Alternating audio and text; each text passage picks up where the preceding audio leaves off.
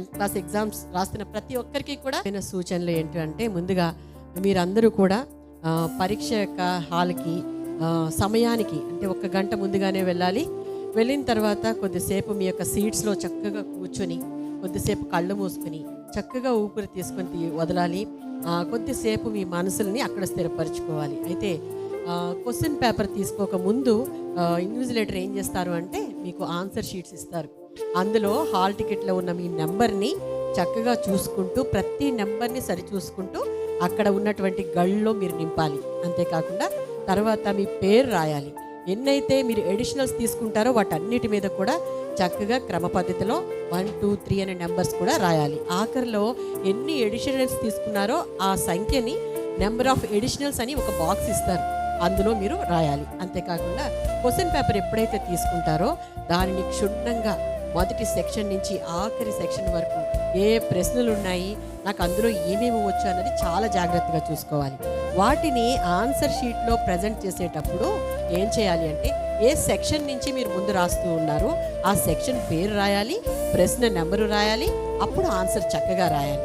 మొట్టమొదటిగా మీరు answer sheet తీసుకోవడానికి ఇచ్చిన తర్వాత క్వశ్చన్ పేపర్ ఇచ్చే ముందు కొద్ది సమయం మీకు మిగులుతుంది. అప్పుడు ఆ యొక్క ఆన్సర్ షీట్కి 4 వైపులా కూడా 1 ఇంచ్ స్పేస్ వదిలి చక్కగా మార్జిన్ రాసి చక్కగా పదానికి మధ్యలో కొంచెం దూరం కనుక పెట్టినట్లయితే మీరు రాసినటువంటి ఆన్సర్ చాలా క్షుణ్ణంగా స్పష్టంగా ఉంటుంది.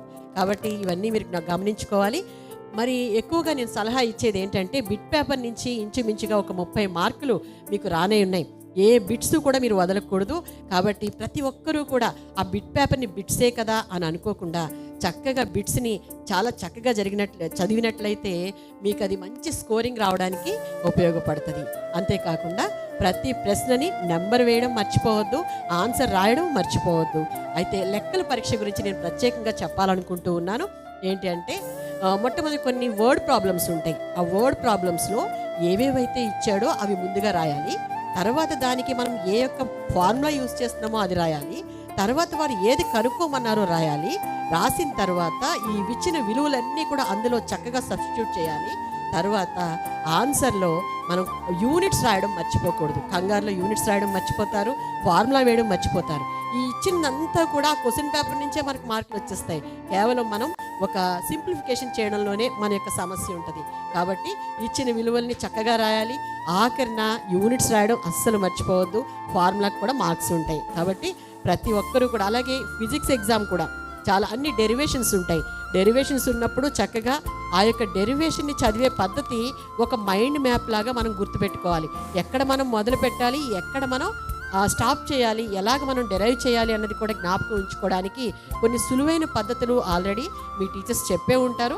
వాటన్నిటిని కూడా డెరివేషన్స్ అన్నీ చక్కగా రాసినట్లయితే ఏ ఒక్క మార్కు ఎవ్వరూ తీయడానికి వీలుండదు, చక్కగా మార్కులు పడతాయి. కాబట్టి మీరు అందరూ కూడా చక్కగా జ్ఞాపకం ఉంచుకొని ఇవన్నీ సూచనలు అవలంబిస్తూ చక్కగా ఎగ్జామ్స్ రాయాలని కోరుకుంటూ ఉన్నాం.